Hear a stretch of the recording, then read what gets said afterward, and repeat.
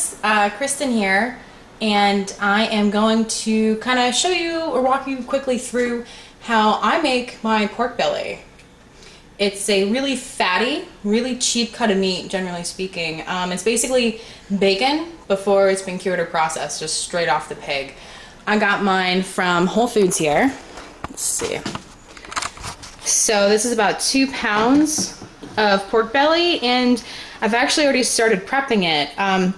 I made this amazing spice rub, and I've just kind of been rubbing it on top here, getting in good with my fingers. You can see my fingers are kind of spiced up.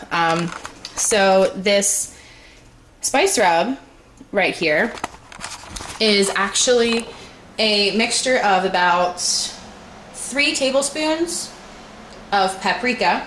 I'm using Hungarian paprika for this. It's a little bit sweeter. It'll have a lighter flavor than the smoked.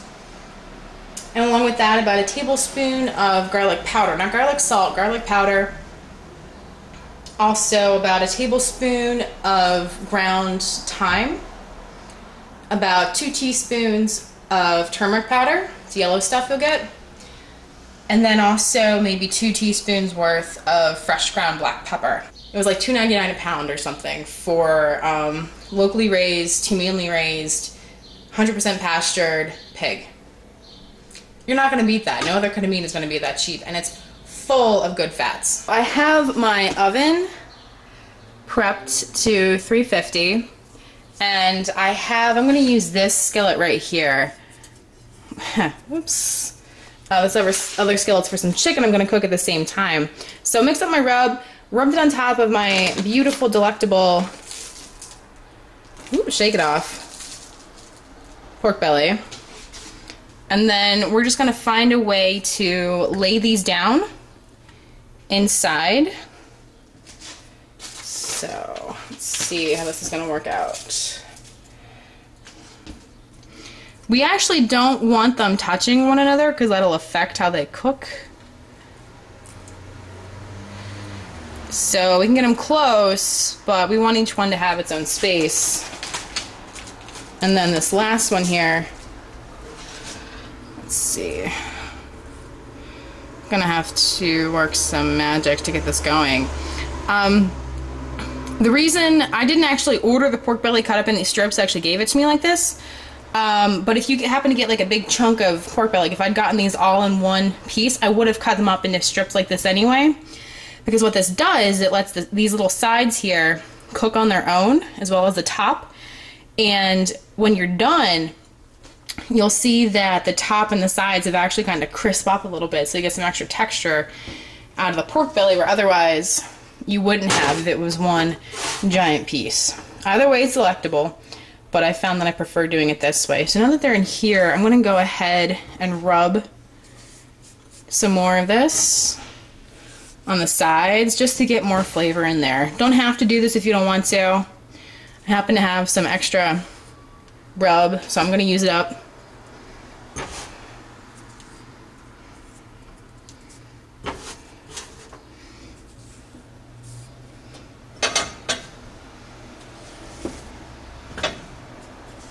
You don't have to be neat with this. It's not anything you'll be presenting later. If you are, it doesn't really matter. It comes out so delicious, you don't care what it looks like. Promise. Okay, and then the next thing is I'm actually going to pour a little bit of water inside this pan, because adding a little bit of water will just kind of help it cook more evenly, but I don't want to put so much water in that it doesn't all evaporate after about 20 minutes or so, because then the pork won't get crispy if there's water in there. So maybe just 1/4 of an inch in the bottom of the pan. Just water. Make sure we get it around a little bit. It'll also help it cook a little bit faster by steaming the meat simultaneously. You really want it to cook evenly though, because you don't want the outsides burnt and the inside still to be raw. So now that I have this prepped, I'm gonna pop it in the oven. Once I get my chicken ready, they'll cook together at the same time. They'll be done about the same time, and I will show you the finished product in just a moment. So the chicken and the pork belly that I was just cooking together are done, and I'm looking at them right now and they're gonna be good. So I'm really excited. Let me show you what I got going on here. So this is the pork belly. I removed one of the pieces. And that liquid in the bottom there is not water, that is all rendered fat.